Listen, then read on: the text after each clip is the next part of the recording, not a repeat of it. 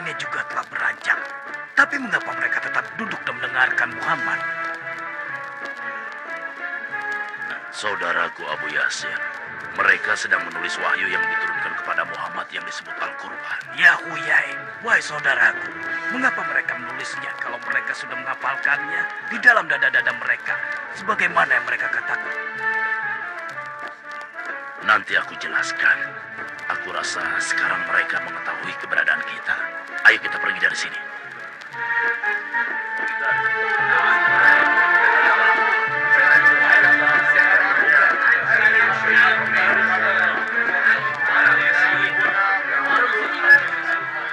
Aku masih tidak mengerti untuk apa sahabat Muhammad menulis.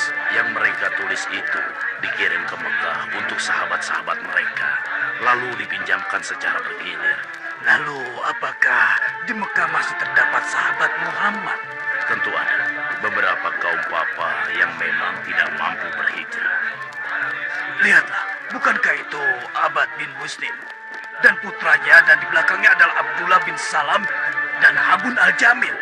Muhammad mengatakan bahwa agama yang telah dibawanya itu adalah agama yang paling benar. Dan kami bangsa Yahudi, pengikut Taurat, dalam kesesatan. Demi Allah, hal itu benar. Kalau memang yang kau katakan itu benar, ya Abad bin Busrin, kenapa Muhammad meninggalkan Ka'bah yang sewaktu dia di Mekah, dia sholat menghadap ke arahnya. Dan sekarang, sholatnya menghadap ke Baitul Maqdis yang merupakan kiblat kami bangsa Yahudi. Cuma karena dia berhijrah ke Yasrib. Nah, dia menipu kita agar kita mengikuti apa yang dia katakan. Padahal sebenarnya dia munafik. Kurang ajar. Kalianlah sebenarnya orang yang munafik. Tidak perlu menimbulkan fitnah di antara umat, ya temanku. Pergilah. Jangan urusi mereka, ya Abah. Tidak, sebelum aku menjawab pertanyaan orang ini. Ketika berada di Mekah, Rasulullah Shallallahu Alaihi Wasallam sudah menghadap ke arah Baitul Maqdis ketika dia sholat. Dan pada saat di sana, posisi sholatnya berada di antara Ka'bah dan Baitul Maqdis. Sedangkan di Madinah, tidak seperti itu posisinya. Oh, jadi maksudmu Muhammad sudah dari awal sholatnya menghadap Baitul Maqdis, begitu? Benar. Kalau memang dia berbeda dengan apa yang kami yakini, kenapa mengikuti kiblat kami dan menelantarkan Ka'bahnya? Bagus sekali, Habun. Ayo jawab anak pintar, ayo. Kenapa tidak kau tanyakan sendiri saja kepada Muhammad tentang hal ini?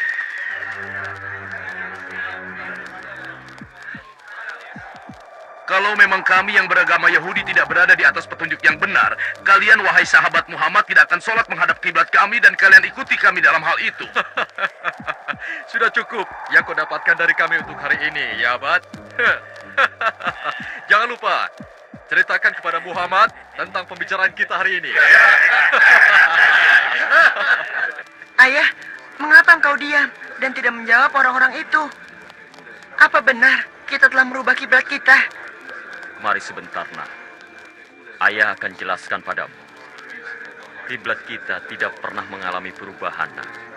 Sejak dari awal, Rasulullah Shallallahu Alaihi Wasallam telah melaksanakan sholat menghadap Baitul Maqdis, menghadap ke arah padang pasir yang berada di Palestina sebelah sini, dan Mekah berada di sini. Tapi ketika beliau berada di Mekah, beliau menghadap dua kiblat karena posisi Ka'bah berada di antara sholatnya Nabi dan daerah Baitul Maqdis. Lalu, kenapa beliau tidak melakukan hal yang sama ketika beliau berada di Madinah? Karena posisi Madinah berada di sebelah sini, Nak. Jadi tidak mungkin Rasulullah Shallallahu Alaihi Wasallam menghadap ke Baitul Maqdis dan Ka'bah secara bersamaan. Maka Allah memerintahkan Rasulnya yang mulia untuk menghadap ke Baitul Maqdis ketika sholat. Beritahukan kepadaku, saudaraku. Ketika kita pergi untuk mengunjungi Muhammad, lalu berbincang-bincang dengan dia, apa saja yang engkau ketahui tentangnya? Maksudku, apakah dia itu benar-benar nabi yang telah disebutkan dalam kitab Taurat kita? Itu hanya Musa, memang dia nabi. Apakah engkau telah menelitinya? Kalau dia orangnya? Ya, Kalau memang benar, lalu kenapa kau tidak mengikutinya? Karena aku memusuhinya. Aneh sekali Anda ini. Jika memang benar Muhammad adalah nabi yang kita tunggu-tunggu, kenapa Anda sangat bernafsu memusuhinya? Kenapa? Itu karena para rahib kita yang agung meyakini kita bangsa Yahudi adalah bangsa pilihan Allah. Dan Allah memilih kita di atas bangsa-bangsa yang lain. Karena itulah kenabian seharusnya ada pada bangsa kita, bukan bangsa yang lain. Dan kalau kita mengikuti Muhammad, hal itu akan melecehkan bangsa kita sebagai bangsa pilihan. Semenjak kedatangannya ke Yatsrib dan berada di kalangan suku Aus dan Khazraj, dia telah mendamaikan dua suku itu yang sebelum kedatangannya selalu bermusuhan, padahal permusuhan mereka mendatangkan keuntungan buat kita. Berarti ini urusan keduniawian, bukan urusan agama.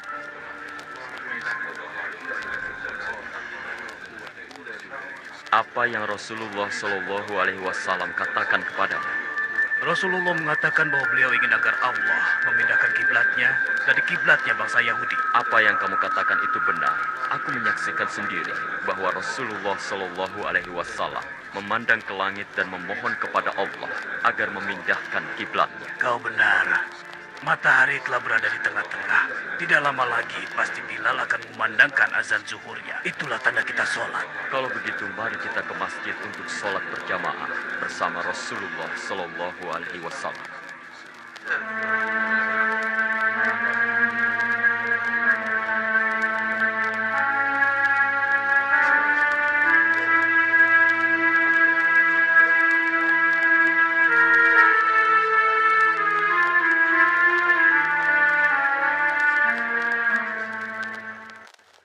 بسم الله الرحمن الرحيم. قد نرى تقلب وجهك في السماء فلنولينك قبلة ترضاها فول وجهك شطر المسجد الحرام وحيثما كنتم فولوا وجوهكم شطره وإن الذين أوتوا الكتاب ليعلمون أنه الحق من ربهم وما الله بغافل عما يعملون. صدق الله العظيم.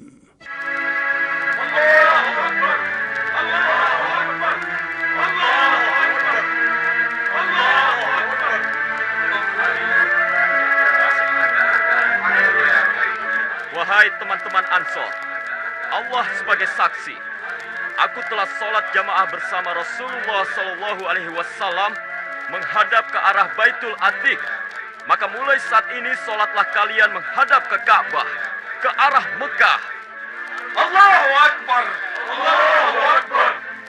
Benar sekali yang kau beritakan kepadaku, ya Huyai. Tapi kami tidak akan biarkan hal itu. Ya Abu Lahab, Oh ya, ada apa, Abu Sufyan? benarkah yang sedang dibicarakan oleh kaum muslimin sekarang tentang keponakan Anda yang sudah melarikan diri ke Yatsrib? Benar, benar. Mereka berkata bahwa kiblat mereka di waktu sholat telah dipindahkan ke Ka'bah. Bagus sekali. Sungguh pantas Muhammad itu bergelar makhluk terjujur dan terpercaya. Apa-apaan ini, kawan? Apa kau telah meninggalkan agama nenek moyangmu dan beralih menjadi pengikut Muhammad? Sama sekali tidak. Karena dengan berkiblatnya Muhammad ke Ka'bah, itu merupakan tingginya kedudukan Ka'bah di atas Baitul Maqdis.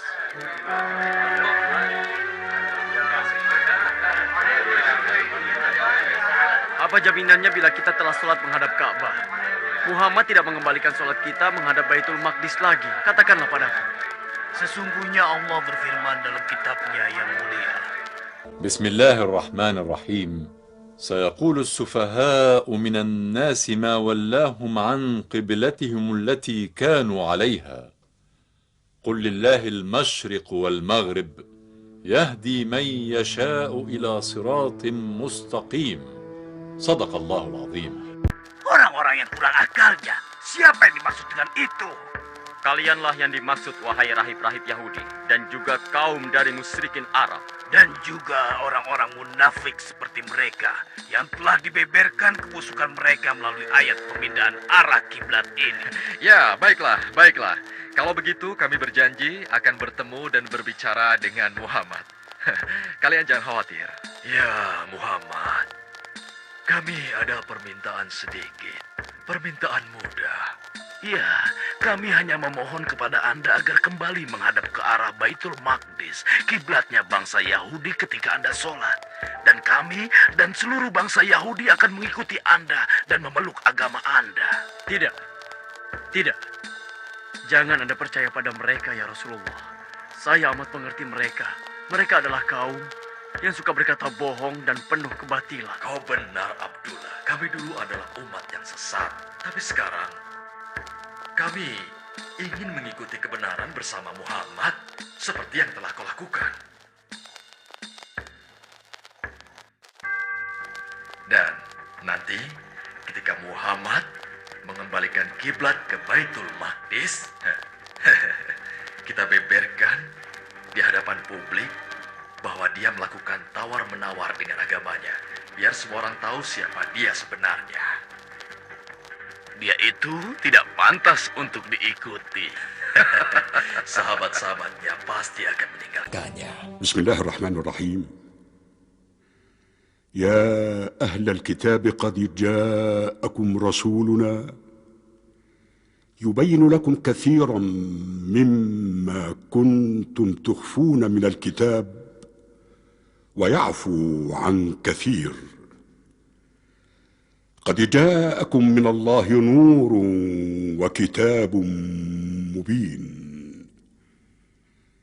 يهدي به الله من اتبع رضوانه سبل السلام ويخرجهم من الظلمات إلى النور بإذنه ويهديهم إلى صراط مستقيم صدق الله العظيم.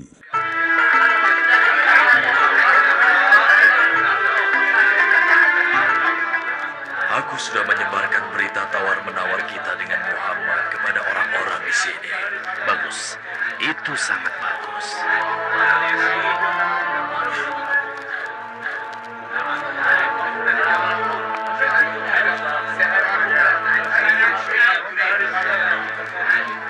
Coba lihat, itu Abad beserta temannya yang juga pengikut Muhammad. Ya, kau benar. Dan aku lihat mereka tidak berani lewat sini. Memangnya kenapa? Karena aku yakin sekali Muhammad akan kembali mengubah kiblatnya ke Baitul Maqdis dan tidak akan mempedulikan pendapat sahabat-sahabatnya. Ada apa ini ya Abad? Kau lewat begitu saja tanpa mengucapkan salam. Aku tahu alasannya kenapa mereka lewat begitu saja. Aku yakin kalau mereka ini malu dan sungkan. Kenapa kami mesti sungkan kepada kalian? Karena Muhammad memberitahukan sesuatu kepada kalian tentang kiblat. Dan mengirim kalian kemari untuk memberikan jawaban atas tawaran yang kami berikan. Benar. Dan Tuhan yang Maha Mulia telah menurunkan ayat tentang kalian. Bagus. Bagus sekali. Kawan-kawan, kemari, berkumpullah. Wahai suku Aus, wahai suku Khazraj, wahai pengikut Muhammad, kemarilah. Dengarkan apa yang sudah diucapkan Nabi kalian. Ayo, ayo Abad. Beritahukan yang sudah diucapkan Nabi kalian. Ayo cepat katakan. Kenapa kau diam saja, Abad? Ayo katakan. Anak kecil inilah yang akan membacakannya kepada kalian. Ayo, bacakan pada mereka. Allah yang Maha Mulia dan Agung berfirman. Bismillahirrahmanirrahim. ولئن أتيت الذين أوتوا الكتاب بكل آية ما تبعوا قبلتك وما أنت بتابع قبلتهم وما بعضهم بتابع قبلة بعض ولئن اتبعت أهواءهم من بعد ما جاءك من العلم إنك إذا لمن الظالمين صدق الله العظيم. Allahu Akbar. Allahu Akbar. Allah menyingkap akal bulus kalian, wahai orang-orang Yahudi, dan mengembalikannya seperti senjata makan tuan, dan mewahyukan kepada nabinya agar tetap berpegang kepada kiblatnya. Kalian adalah bangsa yang membuat malu Nabi Musa dan mendustakannya. Tetapi kami adalah orang-orang yang mempercayai Muhammad dan mengikutinya meskipun harus menyelam bersamanya ke dalam lautan. Allahu Akbar. Allahu Akbar. Tenang. Kalian jangan senang dulu. Kiblat kami Baitul Maqdis tentunya lebih utama dan lebih mulia dari Ka'bah yang menjadi kiblat kalian. Mengapa demikian, hai orang Yahudi? Itu karena Karena letaknya di tanah suci, tempat kelahiran Isa Al-Masih. Memangnya orang-orang Yahudi mempercayai kenabian Isa? Tidak sama sekali. Tetapi kalian kaum muslimin mengimani kenabiannya kan? Dan Baitul Maqdis jelas lebih agung karena tanah itu tempat berhijrahnya para nabi yang diturunkan Tuhan kalian. Jelas tentunya lebih agung kan? Janganlah kalian merasa senang dengan hujah kalian, wahai Yahudi. Karena perlu kalian ketahui adanya ayat yang menyebutkan keutamaan Ka'bah. Allah Subhanahu wa taala berfirman, Bismillahirrahmanirrahim. إن أول بيت وضع للناس للذي ببكة مباركا وهدى للعالمين صدق الله العظيم. Lalu bagaimana nasib sahabat kalian yang meninggal sebelum diubah arah kiblat? Dulu mereka sholat di Baitul Maqdis, jadi sholat mereka tidak sah. Kau telah berdusta atas nama Allah ya Huyai. Allah tidak akan menyia-nyiakan iman mereka. Dan Allah memberikan mereka ganjaran pahala dengan penuh dan tidak dikurangi. Seperti yang telah Allah firmankan. Apakah kalian punya dalih yang lain? semoga Allah menghinakan kalian, wahai bangsa Yahudi.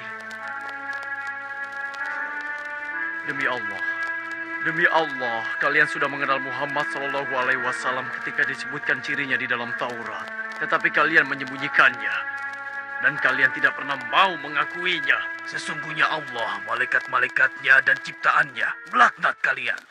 Bismillahirrahmanirrahim.